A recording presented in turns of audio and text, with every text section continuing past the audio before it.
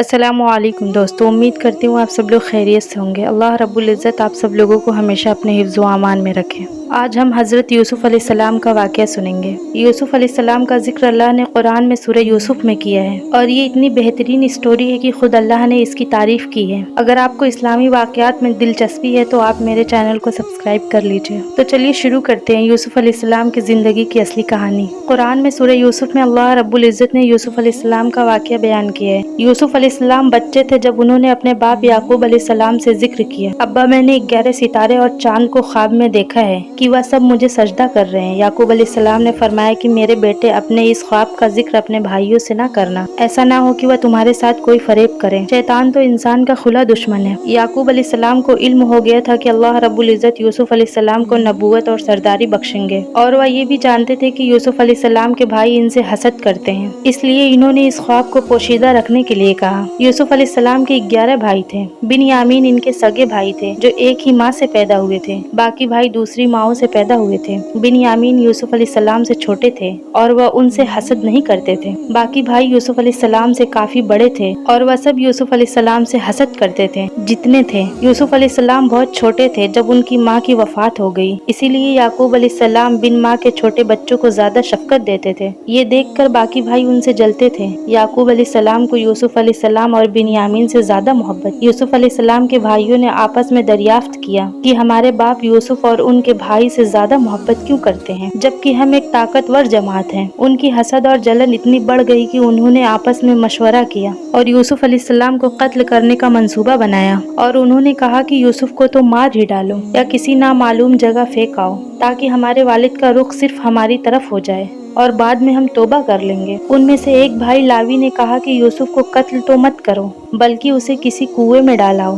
कि उन्हें कोई आता जाता काफिला उठा ले जाए। सब इस बात पर राजी हो गए। फिर सारे भाई मिलकर अपने बाप याकूब अलैहिस्सलाम के पास गए और बोले, आखिर आप यूसुफ के बारे में हम पर एतमाद क्यों नहीं करते? हम तो इसके खैर वखा हैं। कल आप यूसुफ को हमारे साथ भेज दीजिए कि खूब खाए पिए और खेले और इसकी हिफाजत के हम जिम्मेदार हैं। और याकूब अलैहिस्सलाम ने फरमाया, इसे तुम्हारा ले जाना मुझे फिक्र में रखेगा और मुझे ये भी डर लगा रहेगा कि इसे कहीं भेड़िया ना खा जाए। और उन भाइयों ने कहा कि हम जैसे जोरावर जमात की मौजूदगी में अगर इसे भेड़िया खा जाए तो हम तो बिल्कुल निकम्मे हैं। बेटों के बार बार इसरार पर याकूब अलैहिस्सलाम ने यूसुफ अलैहिस्सलाम को अपने भाइयों के साथ भेजने पर रजामंद हो गए। अगले दिन सारे भाई यूसुफ अलैहिस्सलाम को लेकर चल दिए। रास्ते में उन्होंने यूसुफ अलैहिस्सलाम को खूब मारा पीटा और फिर कुएं में फेंक दिया। यूसुफ अलैहिस्सलाम कुएं में एक पत्थर पर गिरे और वह उस पर बैठ गए। यूसुफ अलैहिस्सलाम को ये यकीन नहीं आ रहा था कि उनके भाइयों ने उनके साथ ऐसा क्यों किया। अल्लाह रब्बुल इज़्ज़त ने इस अंधेरे कुएं में यूसुफ अलैहिस्सलाम पर वही भेजी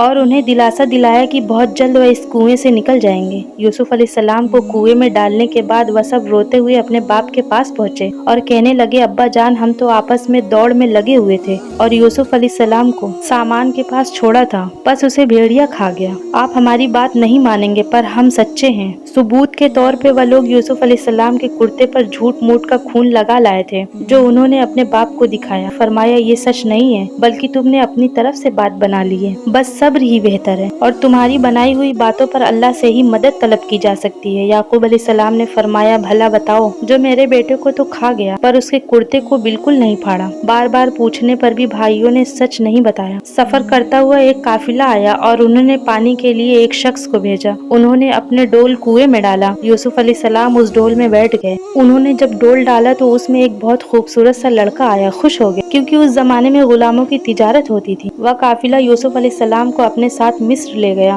और उन्हें मामूली कीमत पर गुलाम के तौर पर बेच दिया। अजीज़े मिस्र ने उस खूबसूरत बच्चे को खरीद लिया और अपनी बीवी जुलेखा को तोहफे में पेश किया और फरमाया कि इसे बहुत इज्जत और एहतराम के साथ रखो। बहुत मुमकिन है कि ये हमें फायदा पहुंचाएगा या हम इसे अपना बेटा बना ले। इस तरह यूसुफ अलैहिस्सलाम अजीज़े मिस्र के यहाँ पले बढ़े। अजीज़े मिस्र ने यूसुफ अलैहिस्सलाम को बेटे की तरह रखा। जब यूसुफ अलैहिस्सलाम बड़े हुए तो उन्हें शाही महल की देखभाल दे दी गई। अल्लाह ने मिस्र के सरजमी में यूसुफ अलैहिस्सलाम के कदम जमा दिए और उन्हें इल्म से नवाजा। जब यूसुफ अलैहिस्सलाम जवान हुए तो जवानी के साथ उनके हुस्न में भी इजाफा हुआ। हुस्न यूसुफ वाकई बेमिसाल था। यूसुफ अलैहिस्सलाम इस दुनिया के सबसे खूबसूरत शख्स थे। अल्लाह ने खूबसूरती को 2 हिस्सों में बांटा था। आधा हुस्न इस पूरी दुनिया के तमाम मखलूक में तकसीम कर दिया और बाकी आधा हुस्न सिर्फ यूसुफ अलैहिस्सलाम को ही दे दिया। सुभान अल्लाह, ये है हुस्न यूसुफ। अजीज़ मिस्र की बीबी जुलेखा यूसुफ अलैहिस्सलाम के हुस्न को देखकर फिदा हो गई और उसने यूसुफ अलैहिस्सलाम के साथ बदकारी का इरादा किया। फिर इसने अपने महल में यूसुफ अलैहिस्सलाम को बहलाना फुसलाना शुरू कर दिया। एक रात जुलेखा ने यूसुफ अलैहिस्सलाम को सारे दरवाजे बंद करके कहा, ऐ यूसुफ, मैंने ये ज़ेबो ज़ीनत आपके लिए की है। यूसुफ ने कहा, अल्लाह की पनाह, ये नामुमकिन है, मैं ऐसा नहीं कर सकता। क्या मैं अपने मालिक की बीवी के साथ बदकारी करूं, जिसने मुझे अपने बेटे की तरह पाला? ये बहुत बड़ा जुल्म है। जब जुलेखा जिद करने लगी तो यूसुफ अलैहिस्सलाम वहाँ से भागे। जुलेखा इनके पीछे भागी और दोनों दरवाजे की तरफ दौड़े और जुलेखा ने यूसुफ का कुर्ता पीछे से खींचकर फाड़ दिया। दरवाजे के पास ये अजीज़े मिस्र दोनों को मिल गए। जुलेखा चौंक गई और अपनी बात से पलट गई। कहने लगी, जो शख्स आपकी बीवी के साथ बुराई का इरादा करे उसकी सजा ये है कि इसे कैद कर दिया जाए और कोई दर्दनाक आजाब दिया जाए। यूसुफ अलैहिस्सलाम ने कहा, मैं गुनहगार नहीं, बल्कि यही मुझे बहला फुसला रही थी। कबीले के एक शख्स ने मशवरा दिया, अगर यूसुफ का कुर्ता आगे से फटा हुआ है तो जुलेखा सच्ची है और अगर पीछे से फटा हुआ है तो यूसुफ अलैहिस्सलाम सच्चे हैं और ये जुलेखा झूठ बोल रही हैं। जब अजीज़े मिस्र ने देखा कि यूसुफ अलैहिस्सलाम का कुर्ता पीछे से फटा हुआ है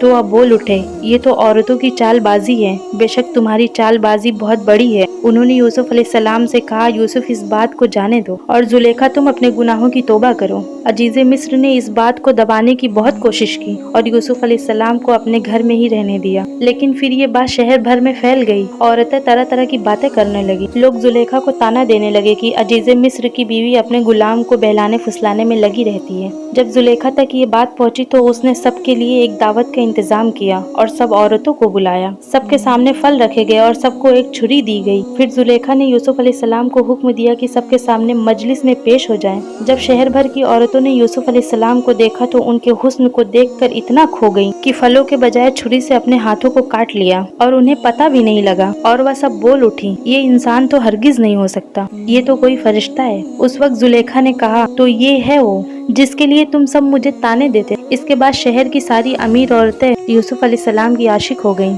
और हर एक की ख्वाहिश थी यूसुफ अलैहिस्सलाम इनसे मोहब्बत करें। उन्होंने हर तरीका इख्तियार किया कि वह किसी भी तरह यूसुफ अलैहिस्सलाम से बेहयाई कर लें। यूसुफ अलैहिस्सलाम ने इन सब से परेशान होकर अल्लाह रब्बुल इज्जत से दुआ की, ऐ मेरे परवरदिगार, जिस बात की तरफ ये औरतें मुझे बुला रही हैं उससे तो मुझे कैद खाना पसंद है, मुझे इनके फरेब से दूर कर दे। शहर भर में ये बात फैलती चली गई। तब जुलेखा अपने शौहर के पास गई और कहा, अब क्या किया जाए, मामलात बहुत फैल गया है। अजीज़े मिस्र ने अपनी और अपनी बीवी की इज्जत बचाने के लिए यूसुफ को कैद खाने में डालने का फैसला किया। फिर यूसुफ अलैहिस्सलाम को बदकारी की तोहमत लगाकर उन्हें कैद खाने में डलवा दिया गया। कैद खाने के लोग जान चुके थे कि यूसुफ अलैहिस्सलाम बहुत नेक है। इस जेल में दो लोगों ने ख्वाब देखे और उन ख्वाब की ताबीर के लिए वह यूसुफ अलैहिस्सलाम के पास आए। उनमें से एक ने कहा, मैंने अपने आप को ख्वाब में शराब निकालते हुए देखा है, और दूसरे ने कहा, मैंने अपने आप को देखा है, मैं अपने सर पर रोटियां उठाए हुए हूँ जिसे परिंदे खा रहे हैं। हम चाहते हैं कि आप हमें इन ख्वाबों की ताबीर बताएं। यूसुफ अलैहिस्सलाम ने सोचा, ये दीन की दावत देने का बेहतरीन मौका है। उन्होंने सबको एक अल्लाह की इबादत करने की दावत दी। फिर उन्होंने फरमाया, मैं तुम्हें ये भी बता सकता हूँ, आज तुम सबको कैद खाने में कौन सा खाना मिलेगा और ये इल्म मुझे मेरे रब ने दिया है। फिर जो खाना यूसुफ अलैहिस्सलाम ने बताया था वही खाना सबको दिया गया। सब हैरत ज़दा थे और यूसुफ अलैहिस्सलाम पर इनका यकीन और बढ़ गया।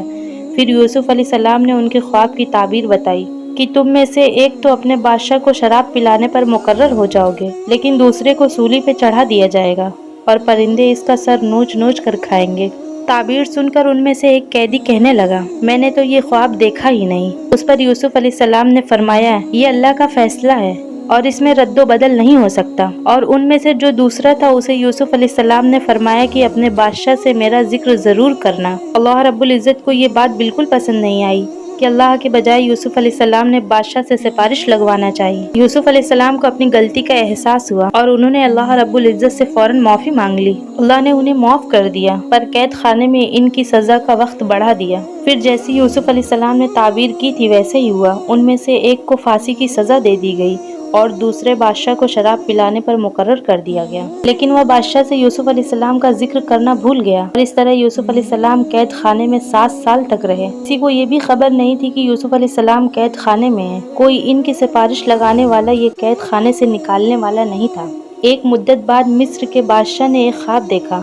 बादशाह ने कहा, मैंने ख्वाब में देखा एक 7 मोटी ताज़ी फरवा गाय हैं जिसको 7 दुबली पतली लागर गाय खा रही हैं اور 7 بالیاں ہیں ہری ہری اور دوسری 7 بالیاں بالکل خشک ہیں۔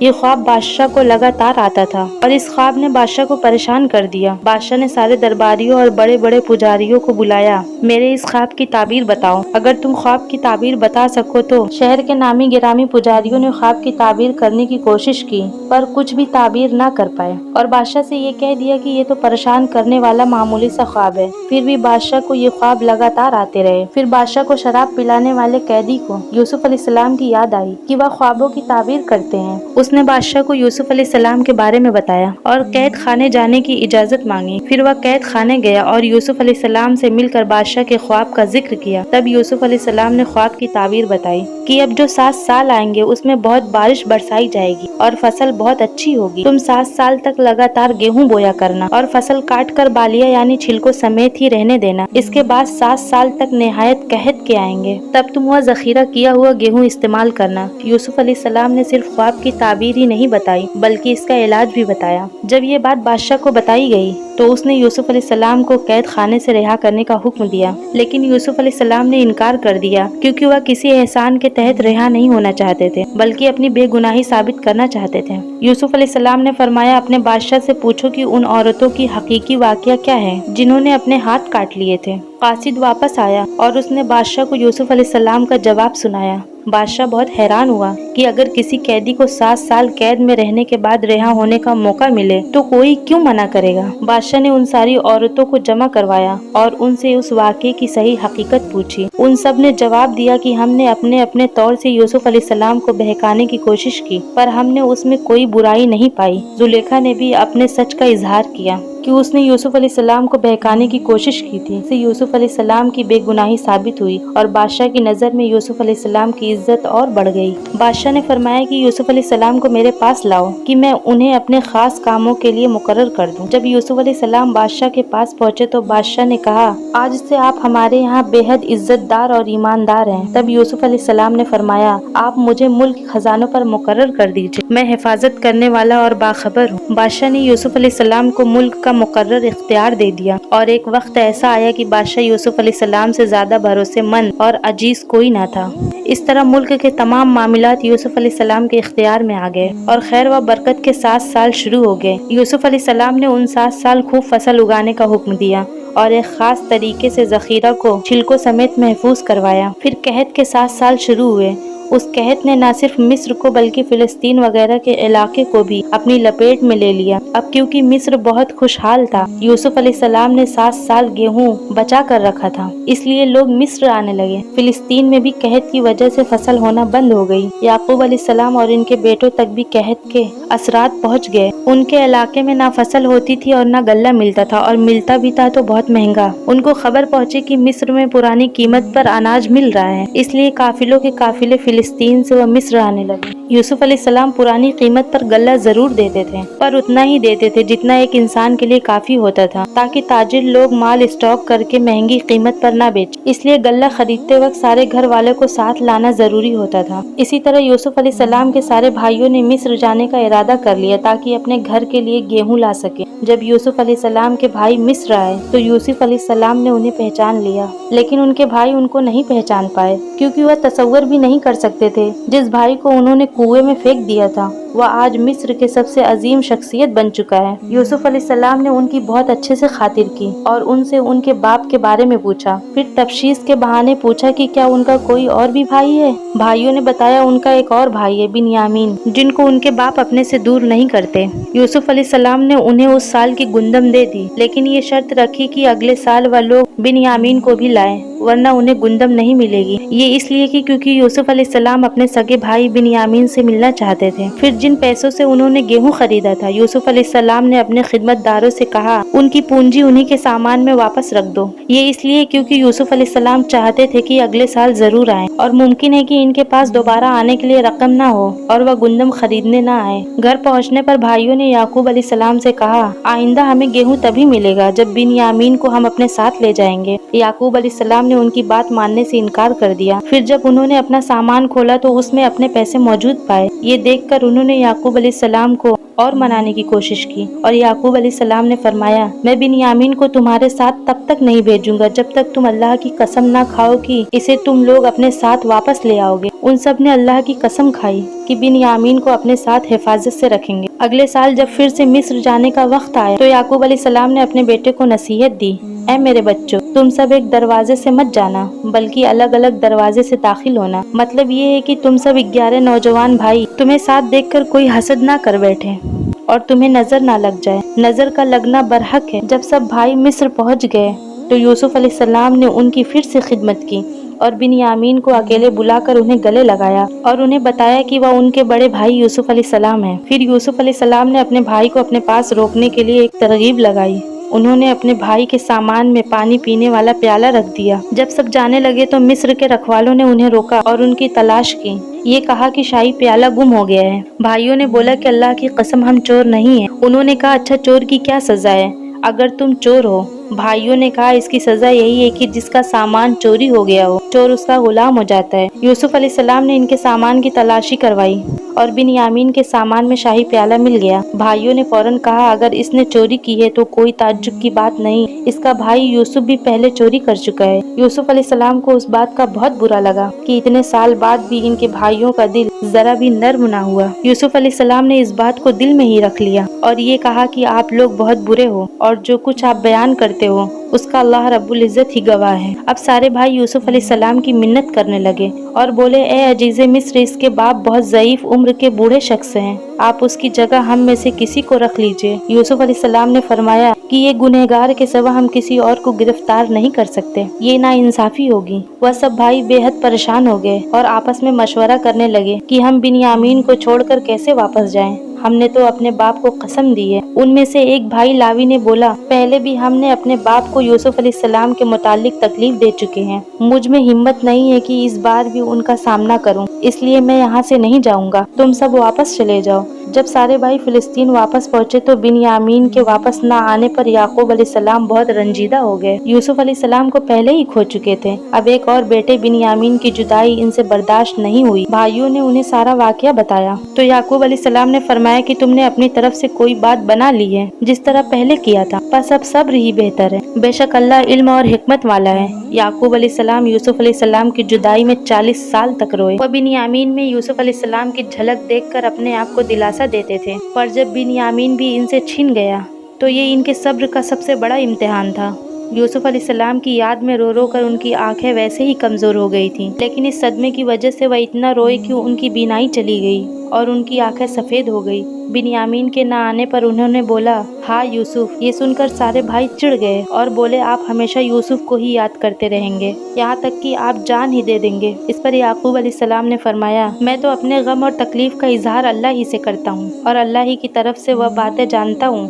یعقوب علیہ السلام نے فرمایا میرے بچوں تم مصر جاؤ اور عزیز مصر سے بات کرو اور اللہ کی رحمت سے نا امید مت ہونا۔ وہ سب پھر مصر پہنچے اور یوسف علیہ السلام سے مل کر کہنے لگے اے عزیز مصر، ہمیں اور ہمارے خاندان کو دکھ پہنچا ہے، ہمارے باپ بہت بوڑھے ہیں، آپ ان کی ضعیف عمر پر رحم کریں اور بنیامین کو ہمارے ساتھ واپس بھیج دیجئے۔ یوسف علیہ السلام نے ان سے پوچھا جانتے بھی ہو تم نے یوسف کے ساتھ کیا کیا تھا؟ بھائیوں نے حیران ہو کر پوچھا کیا واقعی آپ یوسف ہیں؟ انہوں نے جواب دیا میں یوسف ہوں اور یہ میرا بھائی بنیامین ہے، اللہ نے ہم پر فضل و کرم کیا اور جو بھی صبر کرے تو اللہ رب العزت کسی نیک شخص کا اجر ضائع نہیں کرتے۔ وہ سب شرمندہ ہو گئے اور بولے بے شک اللہ نے تمہیں ہم پر برتری دی ہے اور یہ بھی بالکل سچ ہے کہ ہم خطا کار تھے۔ یوسف علیہ السلام اس مقام پر انہیں سزا دے کر ان سے بدلہ لے سکتے تھے، پر یوسف علیہ السلام نے انہیں معاف کر دیا اور فرمایا آج تم پر کوئی ملامت نہیں، اللہ تمہیں بخشے، وہ سب مہربانوں سے بڑا مہربان ہے۔ میرا یہ کرتا لے جاؤ اور اسے میرے والد کے چہرے پر ڈال دو کہ وہ دیکھنے لگے اور اپنے خاندان کو میرے پاس لے آؤ۔ سارے بھائی یوسف علیہ السلام کا کرتا لے کر فلسطین کی طرف چل دیے اور وہ راستے ہی میں تھے کہ یعقوب علیہ السلام نے یوسف علیہ السلام کی خوشبو محسوس کر لی اور کہنے لگے مجھے یوسف کی خوشبو آ رہی ہے۔ خاندان کے سب لوگ یعقوب علیہ السلام کو دیوانہ سمجھ رہے تھے۔ جب سارے بھائی یعقوب علیہ السلام کے پاس واپس پہنچے تو انہیں سارا واقعہ بتایا اور ان کے چہرے پر یوسف علیہ السلام کا کرتا ڈالا تو یعقوب علیہ السلام کی بینائی واپس آ گئی اور وہ پھر دیکھنے لگے۔ آخرکار یعقوب علیہ السلام کو یوسف علیہ السلام کی زندہ ہونے کی خبر سن کر سکون ملا۔ پھر فرمایا کیا میں نے نہیں کہا تھا کہ میں اللہ کی طرف سے وہ باتیں جانتا ہوں ہوں جو تم نہیں جانتے۔ تب بھائیوں نے کہا ابا جان آپ ہمارے لیے اللہ سے گناہوں کی بخشش طلب کیجیے، بے شک ہم گنہگار ہیں۔ جن بھائیوں نے یوسف علیہ السلام کے قتل کرنے کا ارادہ کرتے وقت یہ بولا تھا ہم بعد میں توبہ کر لیں گے، پر 40 سال تک وہ توبہ نہیں کر پائے، بے شک اللہ کی اجازت کے بنا کوئی توبہ بھی نہیں کر سکتا۔ یعقوب علیہ السلام نے اپنے بیٹے کے لیے اللہ سے معافی طلب کی، پھر سارا خاندان فلسطین چھوڑ کر مصر کی طرف روانہ ہو گیا۔ آخرکار یعقوب علیہ السلام اپنے بیٹے یوسف علیہ السلام سے 40 سال بعد ملے۔ بیٹے اور باپ کی اس کیفیت کا تصور کیجیے کہ کیا عالم ہوگا۔ جب سارا گھرانہ یوسف علیہ السلام کے پاس پہنچ گیا تو یوسف علیہ السلام اپنے ماں باپ کو اپنے گھر میں جگہ دی اور انہیں تخت پر بٹھایا۔ یوسف علیہ السلام کی یہ شان دیکھ کر سب یوسف علیہ السلام کے سامنے بیٹھ گئے۔ تب یوسف علیہ السلام نے فرمایا یہ میرے بچپن کی خواب کی تعبیر ہے، میرے رب نے اسے سچا کر دیا۔ اللہ نے مجھ پر بہت رحم کیا اور مجھے مصیبتوں سے نکالا۔ میرا رب جو چاہے اس کے لیے بہترین تقدیر کرنے والا ہے اور وہ بہت علم و حکمت والا ہے۔ اے میرے پروردگار تو نے مجھے حکمت عطا فرمائی اور مجھے خوابوں کی تعبیر سکھائی۔